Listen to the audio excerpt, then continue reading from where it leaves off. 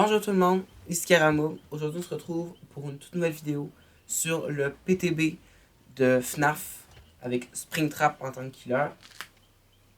Aujourd'hui je vais vous parler de tout ce qui s'en vient.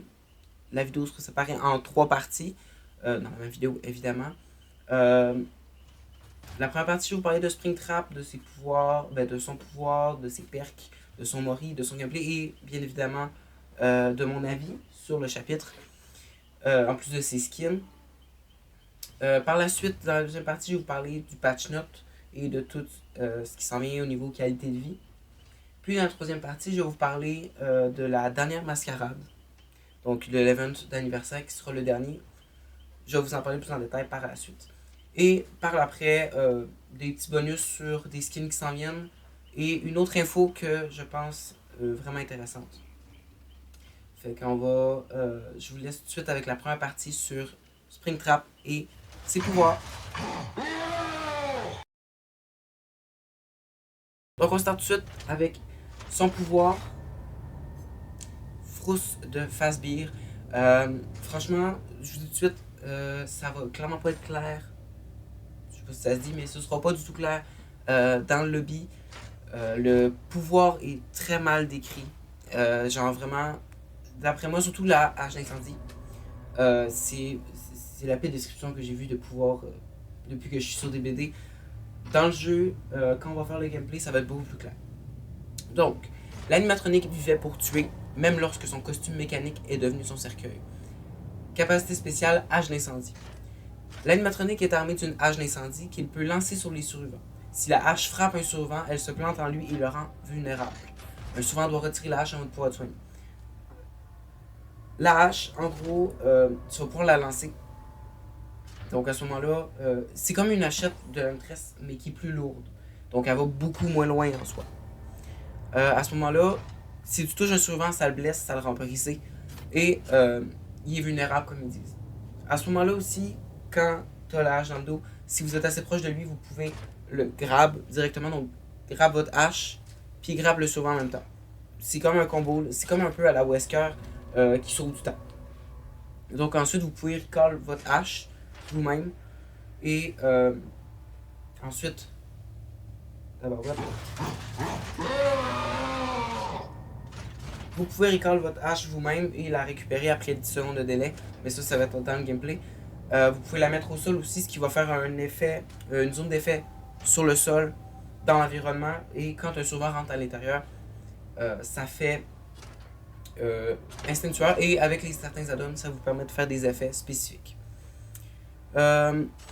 Ensuite, la particularité de la carte système de sécurité. Au début de la partie, 7 portes de sécurité sont générées aléatoirement dans toute la carte. Ces portes sont accessibles aux survivants et à l'animatronique. Une caméra se trouve sur chaque porte de sécurité. Un survivant qui interagit avec une porte accède à la vue des caméras, qui lui permet d'examiner toutes les caméras de la carte, de se déplacer vers la porte par laquelle il est en train de regarder et potentiellement de révéler l'aura de l'animatronique à son équipe. Utiliser trop fréquemment les caméras et les portes épuisera la batterie disponible. Les survivants devront alors attendre que le système se réinitialise. L'animatronique peut se déplacer entre les portes de sécurité, qu'elles soient alimentées ou pas. Si l'animatronique entre par une porte de sécurité, il peut choisir de sortir par n'importe quelle autre porte sur la carte. Si l'animatronique franchit une porte qu'un survivant est déjà en train d'utiliser, l'animatronique saisira le survivant. En gros, il y a des portes un peu partout que, en tant que survivant, vous pouvez checker des caméras qui sont toutes ces portes-là. Si vous checkez assez longtemps Springtrap, vous révélez son aura. Vous pouvez déplacer de caméra en caméra et vous pouvez choisir une porte pour vous téléporter là-bas. À ce moment-là, avant d'en arriver à l'autre porte, vous allez passer par le bureau, un peu à la FNAF 1. Vous allez passer par le bureau de sécurité. Et si Springtrap est à l'intérieur de la porte du bureau alors qu'un autre survivant s'y trouve aussi, il l'attrape avec un jumpscare. Faut pas être là. Faut vraiment peser le pour et le contre. Soit tu prends le risque de te faire pogner, mais tu passes vraiment rapidement d'un bout à l'autre de la map. Soit tu prends pas de risque et tu prends tout le long de la map. Merci. Vraiment, le système est vraiment intéressant, surtout le fait que leur but ce soit que Springtrap soit un killer de jumpscare, ils l'ont dit dans le live. Leur but c'est que ce soit un killer de jumpscare, fait que la hache est intéressante dans les loops, Mais les portes de sécurité sont intéressantes pour créer de la frayeur, créer de l'anxiété, puis de la paranoïa de quand tu passes une porte, tu as peur que Springtrap arrive. Parce que le temps, en souvent, quand tu passes dans le bureau, c'est à peu près 5 secondes. En tant que Springtrap, c'est 2 secondes. Fait que vraiment, le souvent, lui, il peut être dedans, puis il est sur le point de passer la porte, puis le Springtrap arrive par derrière, puis il pogne. Si ça peut être tout le temps où est-ce que tu es dans le bureau, tu es vulnérable, puis tu peux rien faire contre. Le pouvoir est mal décrit. Encore une fois, peut-être juste les portes et le système de sécurité, mais la hache est beaucoup est très peu décrite et beaucoup ce sera beaucoup plus simple de savoir qu'est-ce que c'est à l'intérieur de la game. Ensuite, ces 3 perks qui sont quand même intéressantes. On embauche. Lorsque vous endommagez un générateur, celui-ci se retrouve compromis. Lorsque le générateur compromis est complété, vos recharges d'attaque de base réussies sont 25% plus rapides pendant 60 secondes. En gros, lorsque tu endommages un générateur, par exemple avec l'apprentissage automatique, ça le rend compromis, comme avec on embauche. Et donc, cet effet est comme un peu un garder meilleur pour la fin. Garder meilleur pour la fin qui fait que tu as des tokens, puis que ça te permet de recharger plus rapidement tes attaques de base réussies sans que tu aies l'obsession. Là, c'est 25% plus rapide pendant 60 secondes. Ça peut être intéressant, surtout avec apprentissage auto. Why not? Ça fait 2 perks qui peuvent compromettre un générateur. Fait que why not? Ensuite, on a Frayeur Fantôme qui est l'équivalent d'un partenaire de scène côté killer. Quand un survivant dans votre rayon de terreur vous regarde, il hurle et vous voyez son aura pendant 2 secondes. Et il y a un temps de recharge de 60 secondes. Vraiment, c'est un partenaire de scène côté killer. Fait que quand le survivant vous voit dans votre rayon de terreur, le survivant crie et vous voyez son aura pendant 2 secondes. Couplé à poursuivre meurtrier, ça peut être intéressant. Et détraqué. Les interrupteurs des portes de sortie ayant au moins 50% de progression régressent à un rythme de 50% de la vitesse d'ouverture de la porte. Lorsqu'il... Merci d'arrêter de crier. Pendant qu'il régresse, les survivants voient les lumières des portes de sortie clignoter aléatoirement. En gros, quand la porte de sortie va être à 50%, puis que les survivants vont lâcher, elle va commencer à régresser à 50% de la vitesse d'ouverture de base.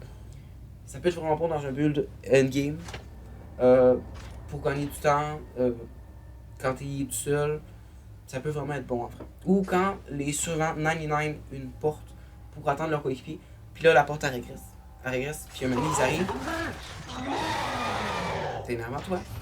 Fait que là ils arrivent, puis au final ils se rendent compte que la porte est plus à 99, fait qu'ils perdent du temps. Killer 4.4, sauf que lorsqu'il lance sa hache, il arrive à 4.6 parce que sa hache est lourde.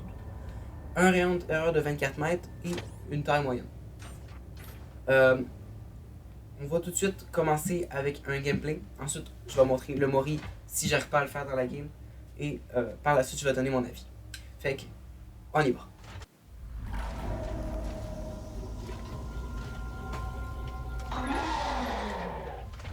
Et on se retrouve sur la map de FNAF. Donc, en même temps, on essaye la map de FNAF, évidemment.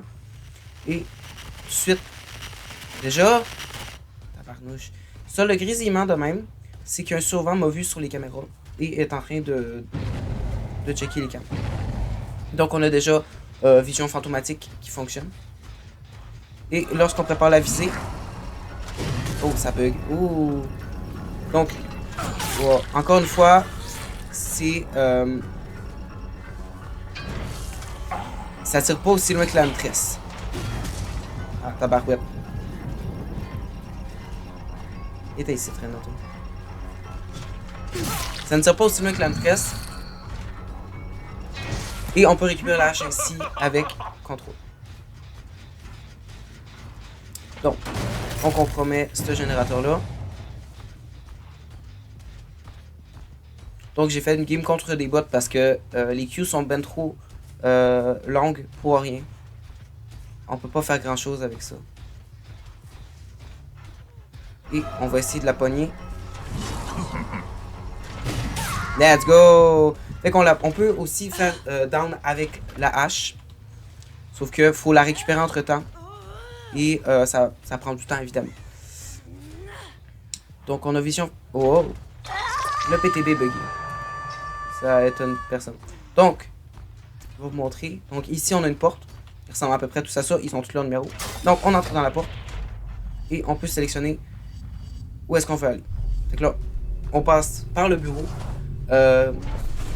Et donc si un survivant passe en même temps, on le pogne. Donc on a les animatroniques. Donc on a un effet indétectable lorsqu'on sort de là. Et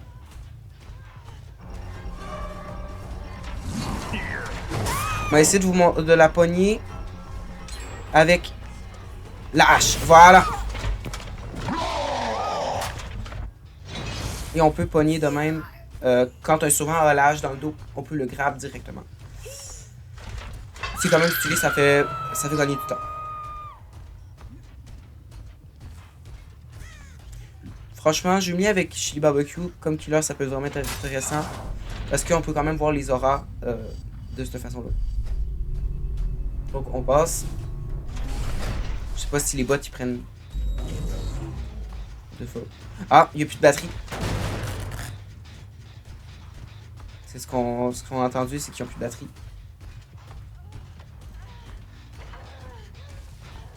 Je vais te montrer le Mori. Oh, ça c'était pas bon. Vas-y, donne-moi ça. Mon petit bot. Donc, voilà. La hache, elle tire pas aussi loin qu'une tresse, évidemment. Dans certains cas, au lieu de poigner la personne avec la hache, ça va être mieux de faire un M1 allongé, évidemment. Mais c'est toujours meilleur d'avoir l'animation. Donc on retourne par là-bas. Et on va aller passer par la porte. Donc là, elle est link à la porte 7 parce que le dernier survivant qui est passé par là, il est allé à la porte 7. Fait que c'est que pour poursuivre les survivants, ça c'est quand même intéressant. Donc on repasse. Et on a trouvé quelqu'un.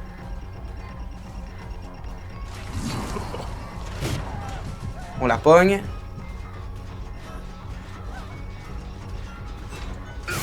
Et voilà.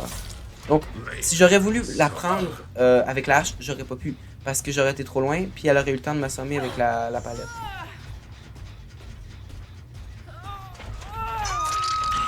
Je me demande si la Jill elle va pas crever sur le hook. Des fois les bots sont cruels.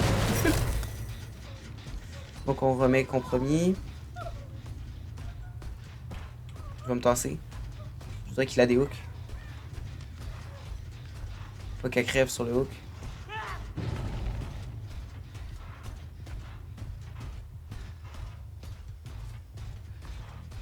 Elle va crever sur le hook. Évidemment. J'essaye les moris puis je peux pas. Pas grave. On va en pogner d'autres.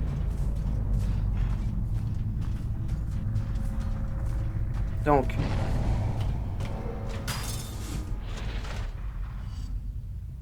On passe par là.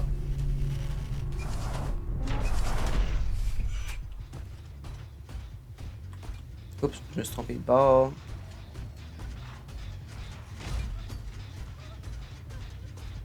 Hop, bonjour Yui. Ah, un des easter eggs.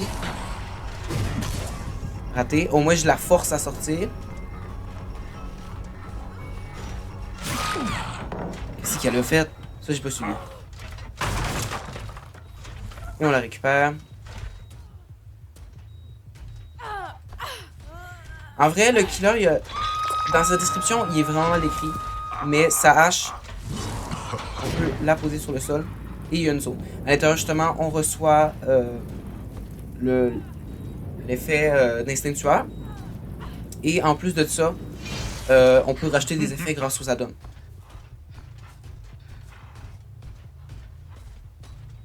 Le killer a l'air complexe de même, mais il est facile à prendre en main.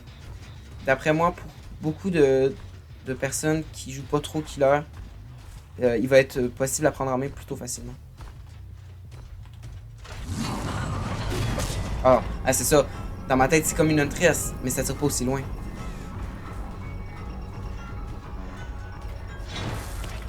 Fait que ça marche pas de la même façon. Faut jauger sa puissance. Et en plus de ça, il y a quand même ben un add-on qui permet de littéralement alourdir la hache encore plus. Disons que pour moi, c'est pas le best. C'est comme un peu à la meilleure pour pogner le suivant. Faut être plutôt proche. Puis tu pognes la hache et voilà.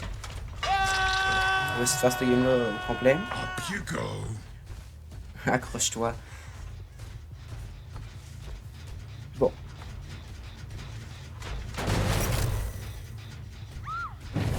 Let's go. En vrai, frayeur fantôme. C'est ça? Frayeur fantôme, aura fantomatique. Je me rappelle jamais du nom de la pire.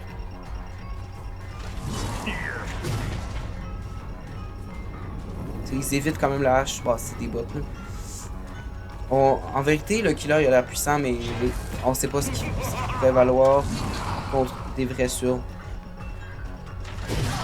Je l'ai pogné. Évidemment, il n'y a pas la même hitbox que les hatchets de la maîtresse. Ce qui fait que y a des coups qui peuvent passer et d'autres non.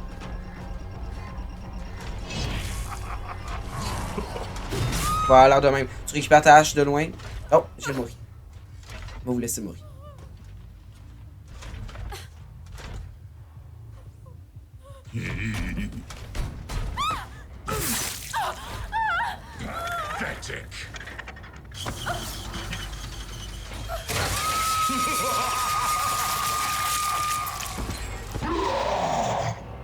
Bon, il était un peu bugué.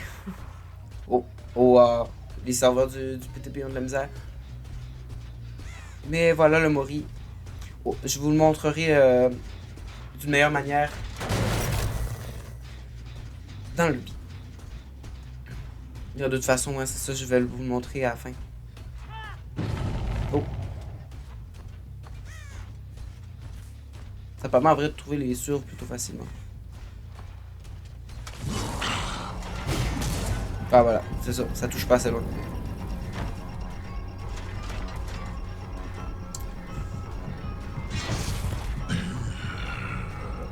Et ça va être long.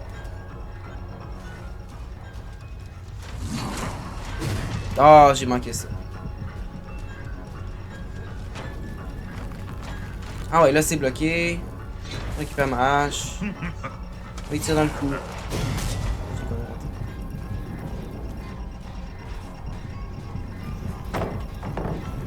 Beaucoup de choses ont été améliorées. Ah non, c'est pas le bon affaire. C'est pas la bonne affaire. Ah, touché. On voit aussi l'aura de la hache au travers des murs. Fait que ça permet de suivre le survivant. C'est pratiquement le coup d'aura.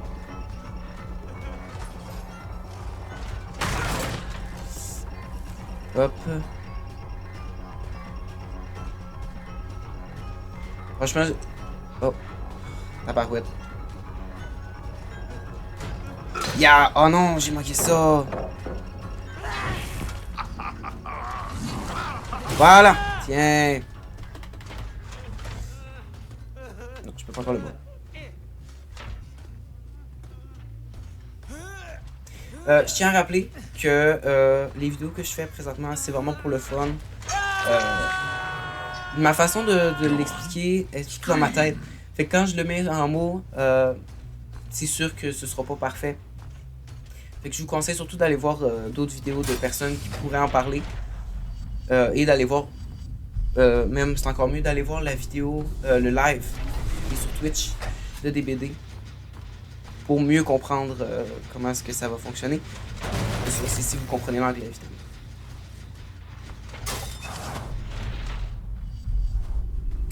Allons-y.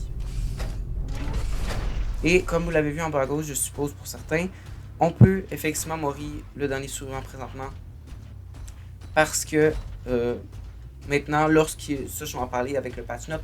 Maintenant, lorsqu'il reste 2 survivants encore présents, si l'autre survivant est blessé, tu peux mourir l'autre survivant qui est à terre. J'ai raté. Mais aussi, si l'autre est en train de se débattre sur le crochet, vous pouvez mourir l'autre survivant. Voilà. Je sais pas si cette fois je peux mourir. Voilà.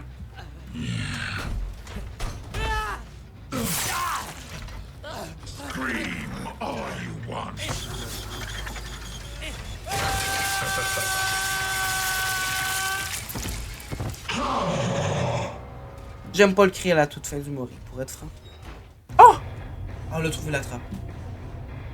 En tout cas. Le Mori, cette fois, était moins buggé, fait que j'aurais pas besoin de vous le remontrer. Je pense pas avoir manqué grand chose au niveau du pouvoir de Springtrap et de ses compétences. Si vous trouvez que j'en ai manqué, dites-le moi. Et je vous conseille fortement d'aller checker d'autres vidéos. En attendant, je vais vous montrer les deux prochains skins, les deux skins légendaires, en plus des deux skins super rares qui vont arriver. Donc, on a évidemment celui-là de Matthew Lillard, qui apparaît présentement, qu'on avait déjà vu, mais qui cette fois-ci, on le voit dans les graphismes du jeu. Et on a un skin de Glitch Trap qui apparaîtra en même temps, je suppose. C'est intéressant en soi. Matthew Lillard, on s'y attendait, mais pas un deuxième skin légendaire avec Glitch Trap. On a aussi deux skins super rares, un skin de clown et un skin un peu fondu, mauve, qui sont intéressants en vrai. On a aussi des skins, donc des skins pour tous les souverains. C'est un chandail de FNAF qui apparaît maintenant, c'est avec l'apparence de Dwight. Mais tous les souverains de non-licence récupéreront cette possibilité d'acheter ce chandail. Ça peut être intéressant. Et c'est à peu près ça. On a les skins, le pouvoir, les perks et le Mori de Springtrap qui sont arrivés. Fait que pour ceux qui sont restés jusqu'au bout, merci. On va tout de suite passer à la partie 2 qui est sur le patch note qui s'en vient. On se retrouve sur le patch note pour tout ce qui s'en vient, en fait, pour la deuxième partie de cette vidéo. On va tout vous expliquer, que ce soit en anglais ou en français. On va tout vous traduire ça parce que, d'après moi, parfois, la traduction de Google a de la misère. Donc, on a déjà vu la map, on a déjà vu tout ce qui est par rapport au killer. Donc, la qualité de vie. Donc, on a les updates pour les corbeaux, donc qui vont apparaître après 10 secondes, qui peuvent apparaître. Donc, au premier corbeau, ça va révéler votre position. Et au troisième, vous traverserez les joueurs. Les survivants perdent pendant 10 secondes la collision des autres joueurs. Et le système de corbeau est désactivé lorsque la trappe apparaît ou que le endgame commence. Ok. On a un système le nouveau système d'utilisation énorme de points de sang qui est apparu. Donc, ah non, je me suis trompé. C'est au-dessus. C'est un système pour utiliser rapidement toutes ces blood points. On a des pop-ups qui ont été rajoutés. On a eu des slots de pertes qui ont été débloqués aussi. Toutes les affaires ont été retirées plus tôt. Mais en gros, je vais vous mettre une vidéo que j'ai filmée moi-même. Ça permet en soi d'utiliser très rapidement ces blood points. Puis ensuite, ça vous montre toute la liste de ce que vous étiez censé débloquer. Des perks qui ont été montés. Et c'est à peu près ça de tout ce que vous étiez censé débloquer en montant ça. Vous choisissez le nombre de niveaux que vous voulez monter, puis ça vous dit de quel précis vous êtes, à quel précis ça va vous monter. Donc ensuite, on a les pénalités de déconnexion. Comment est-ce que maintenant ils font les pénalités de déconnexion? Donc on est basé sur nos 20 derniers matchs. À chaque déconnexion, ça nous fait un point de déconnexion. Et on pouvait perdre seulement un point de déconnexion par jour avant, mais maintenant c'est à chaque fois qu'on fait un match sans se déconnecter. On a des gamma settings, donc pratiquement de la luminosité qu'on peut augmenter, c'est sur les gamma. Surtout bien pour ceux-là console, parce qu'ils ne pouvaient pas le modifier. Donc ensuite, on a une prévention pour le Go Next. Donc, on a un système qui empêche les souverains de mourir à ce moment-là. Quand un souverain est déterminé comme étant en train de Go Next, donc en étant en train d'essayer de se décrocher tout seul puis de rater ses tests, on reçoit une pénalité de déconnexion et on perd un grade. Ok, on ne peut plus se décrocher seul. sauf lorsque il reste 2 survivants dans la partie, sauf si le survivant qui est accroché a une offrande de chance, et si le survivant qui est accroché a viande glissante ou la perque de Ace qui augmente les chances de se déhook.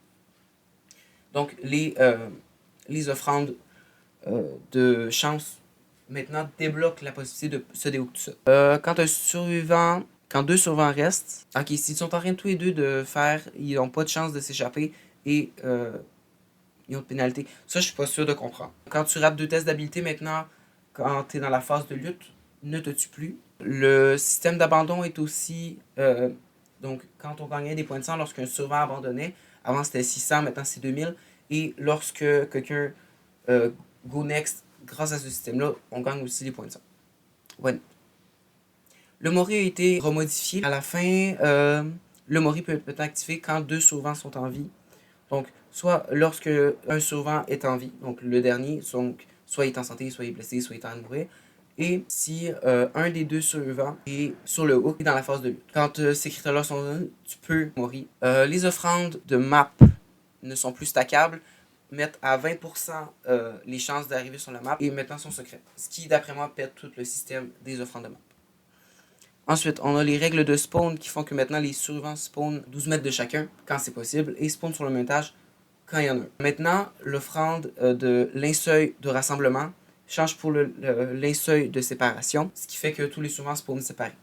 Et le linceul de séparation en killer devient le linceul de disparition qui fait que toutes les offrandes de spawn, donc par exemple le linceul de séparation ou le linceul de duo qui fait que tu spawns avec un duo, sont annulés et n'ont plus d'effet. D'après moi, je ne serai pas plus utilisé. Mode spectateur maintenant peut aller jusqu'à 5. Maintenant, on a des VF sur le jeu qui seront disponibles.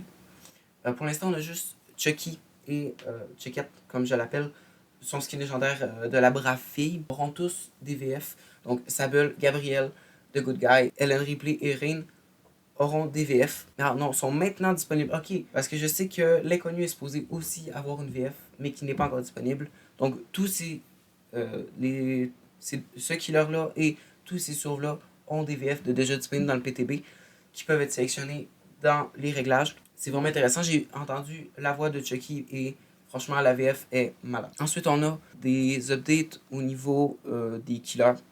Je les lirai pas. C'est vraiment au niveau des cooldowns, des effets qu'ils donnent. C'est souvent des add-ons qui sont modifiés avec la liche, c'est sa sphère, c'est toutes ces affaires qui fait que plus dynamique. On a des perks de killer qui ont été buff et nerf. Donc, on a Appel de la mer qui augmente maintenant de 70 secondes. Où est-ce que vous voyez son orange jaune lorsque des survivants réussissent des tests d'habilité dessus. Et la vitesse de régression augmente à 150% au lieu de 125. Ça, c'est Frisson Palpitant qui a réduit son cooldown de 30 secondes au lieu de 60 secondes. Anatomie supérieure qui maintenant a une détection de 12 mètres quand un survivant passe une fenêtre. Donc, votre perk s'active. Vous allez beaucoup plus rapidement pour passer la fenêtre. Et maintenant, son cooldown passe de 30 à 25 secondes. Sombre dévotion. Maintenant, le rayon de terreur est transféré pendant 45 secondes à l'obsession. Et c'est un rayon de terreur de 40 mètres au lieu de 32 mètres. Ce qui est énorme. Ça va vraiment bien. Donc ensuite, on a un sort de châtiment qui fait que maintenant, c'est pendant 60 secondes qu'un survivant qui interagit avec un totem a l'effet de statut inconscient au lieu de 45 secondes. Et vous voyez maintenant l'aura de tous les soins pendant 20 secondes au lieu de 15 secondes lorsque un totem est retiré. Ensuite, apprentissage automatique qui maintenant la vitesse de rapidité est réduite à 8% au lieu de 10%. Mais la durée de l'effet est augmentée à 60 secondes au lieu de 40 secondes. Ce qui est vraiment intéressant. Ensuite, on a Souviens-toi de moi qui a été modifié au niveau de sa description pour que ce soit plus simple. Terminus qui dure 45 secondes au lieu de 30 secondes maintenant. L'effet de briser, puis toutes ces affaires-là qui augmente justement à 45 secondes. On a Twack, donc Vlan de la marchande qui maintenant augmente sa révélation d'aura à 36 mètres et ce pendant 6 secondes au lieu de 5 secondes, ce qui est énorme. Maintenant, on passe au perk de survivant. Connaissance botanique, les items de soins soignent moins rapidement. Cet effet a été retiré, fait que vous soignez simplement plus rapidement. C'est quand même plutôt bon en vrai. Champion de la lumière qui a son cooldown réduit à 40 secondes, donc qui est l'effet de lenteur que vous donniez au killer quand vous le flashiez. Au lieu d'être 60 secondes, c'est 40 secondes. On a Light-Footed. Ça, je ne sais pas ce que c'est. Mais le cooldown est réduit à 10 secondes au lieu de 20 secondes. Mesure désespérée qui fait que pour chaque survivant qui sont blessés à terre ou accrochés, vous gagnez des tokens pour augmenter votre vitesse de soin et de déhook. Augmente à 20% au lieu de 14%. Exultation régénère de 75% la durabilité de l'item au lieu de 25%, ce qui est énorme. Et le cooldown descend à 20 secondes au lieu de 30 secondes. C'est la perk de Trevor Belmont qui permet d'augmenter la rareté de son item. Contre-force qui fait que lorsque vous pétez un totem, vous voyez l'aura du totem le plus éloigné pendant un certain temps. Maintenant, vous cleanez un totem 25% plus rapidement au lieu de 20%. Et vous voyez le totem le plus loin pendant 14 secondes au lieu de 15 secondes, ce qui est énorme. Et chaque fois que vous finissez un totem, vous augmentez de 25% au lieu de 20%. Connexion empathique. Les souvent blessés voient votre aura, peu importe la position sur la map. Auparavant, c'était à 96 mètres. Maintenant, c'est peu importe. Et maintenant, c'est à 35%, jusqu'à 35% de vitesse de soins supplémentaires au lieu de 30%, peu importe le tiers. Maintenant, c'est partout de la map au lieu de 32, 64 et 96 mètres. Fait qu'ils ont inversé ce qui modifiait. Les emblèmes sont modifiés pour augmenter le nombre de points que vous gagnez. Et c'est à peu près tout ce qu'on a du patch note. Je ne l'ai peut-être pas tout bien décrit, mais vous pouvez lire. Dans le pire des cas, tout ça est disponible sur le Twitter de DBD. Vous avez juste à appuyer sur un des liens, que ce soit au niveau de Reddit ou simplement dans un forum. Vous pouvez le retrouver et le lire, le traduire. Vous pouvez même aller checker les vidéos de quelqu'un d'autre.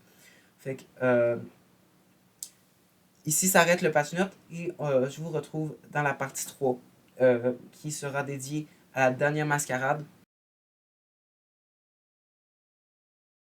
Donc on se retrouve pour la partie 3 de cette vidéo. Après, ce sera les bonus. Mais donc, dans cette partie, je vais vous parler de la dernière mascarade, donc de l'ultime mascarade de DBD. Ensuite, ce sera autre chose, rassurez-vous. Ce ne sera pas terminé. Mais, donc, c'est la dernière mascarade. Donc, ça va fusionner les précédentes années plus celle de l'année dernière. Donc, on va encore une fois avoir le sac de tricks, donc avec les cartes qui apparaissent et qui nous donnent des effets lorsque des générateurs sont complétés et lorsque un survivant est accroché pour la première fois. Et le pouvoir des invitations qui revient évidemment. Pour cette finale, pour la mascarade finale, donc comme l'image le montre, on aura des récompenses comme à chaque année qui nous ont montré à l'avance. On aura les masques pour tous les survivants, puisque c'est la dernière. Ils veulent nous montrer pour tous les derniers survivants. Donc on a Vittorio, Jake, Tori, la maîtresse des molosses, Sable, Claudette et Aurela. Donc c'est vraiment eux qui manquaient, si je ne me trompe pas, il n'y en a pas d'autres. Et on a les armes du trappeur, de la nurse, du docteur, de la huntress et de la spirit. Et franchement, l'arme de la spirit, c'est ma préférée. Et on a aussi 2 skins en vedette pour cette mascarade. Donc un skin de David et un skin du Spectre qui seront tous les deux gratuits en faisant des quêtes, je suppose, comme ce que c'était les autres années. Et aussi, on a des invités spéciaux. On a D&D, on a un skin de Vecna avec une espèce de lune sur la tête. J'aime vraiment pas le skin. Mais on a D&D qui s'en vient pour la mascarade. En plus d'un skin pour Paimon, mais je n'ai pas de screenshot pour lui. Mais c'est un skin festif. Vraiment, juste pour la joke. J'aime vraiment pas les skins de D&D, mais ils sont présents. Je vais tout de suite vous donner les bonus. À l'intérieur, on a aussi des skins d'été qui s'en viennent. On a un skin de Claudette, de Ace, de Adi. Et le meilleur d'après moi, c'est le skin du Xenomorph. Ça a été plutôt rapide. C'était vraiment une petite partie pour vous parler de la mascarade et des skins qui s'en viennent. Et donc, encore une fois, on a les voix en VF qui s'en viennent. Sur des BD, on en a déjà quelques-unes. Franchement, ça risque d'être vraiment le fun. Au niveau de mon avis sur Springtrap, franchement, il est cool. Son pouvoir, il est malade. Je risque de le monter très rapidement pour jouer avec. Il a vraiment le fun. Au niveau du patch note, la qualité de vie avec l'utilisation rapide des blood points, c'est vraiment intéressant. Et on a aussi justement la mascarade. C'est dommage que ce soit la dernière, mais comme toujours, il s'améliore tout le temps. Behavior s'améliore d'année en année. Et d'après moi, après les mascarades, ils vont nous faire un nouvel event. D'ailleurs, les skins de mascarade disparaîtront. Pas pour toujours, mais ils ne savent pas quand est-ce qu'ils vont les remettre. Fait qu'il vaut mieux acheter les skins que vous aimez tout de suite. Sinon, vous risquez d'attendre longtemps. Fait que c'est à peu près tout ce que j'ai à dire pour cette vidéo, pour tout ce qui s'en vient. Et je vous dis bye, à la prochaine. Et on se retrouve quand Springtrap sera sorti.